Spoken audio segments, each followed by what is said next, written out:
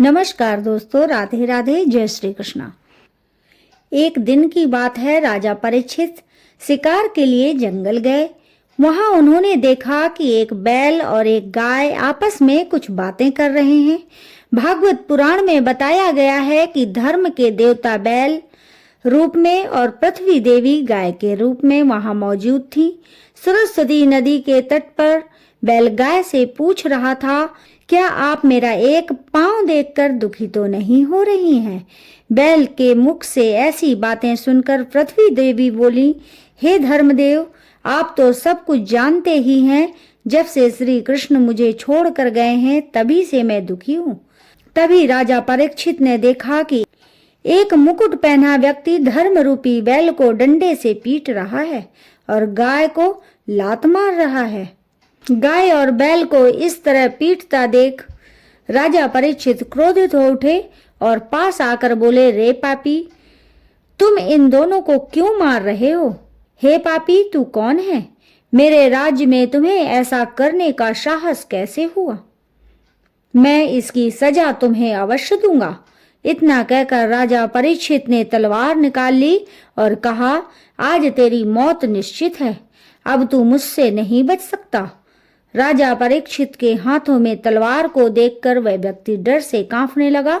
फिर बोला, महाराज, मैं कलयुग हूं और यहाँ वास करने आया हूं।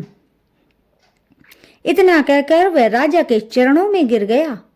तब राजा परीक्षित ने कहा, तुम मेरी शरण में हो, अब मैं तुम्हें मारूंगा नहीं, लेकिन इसी समय मेरे राज्य से निकल जा। कलयुग ने कहा, महाराज, पूरी पृथ्वी पर तो आपका ही राज्य है, मैं कहाँ जाऊं? तब राजा परीक्षित ने उसे 4 स्थान रहने को दिए। राजा ने कहा, तुम गंदगी, हिंसा, वैश्यालय और जुए के धन में निवास कर सकते हो। राजा परीक्षित की बातें सुनकर कलयुग ने एक और स्थान रहने को मांगा। तब राजा ने उसे सोने अर्थात स्वर्ण में निवास करने को कहा। समय बीतता गया और एक दिन राजा संध्या उपासना के समय पवित्र होना भूल गए। उसी समय कलयुग ने उनके मुकुट में प्रवेश कर लिया, जो सोने से बना हुआ था। उसके बाद एक दिन राजा शिकार को गए तो उन्हें जोर की प्यास लगी।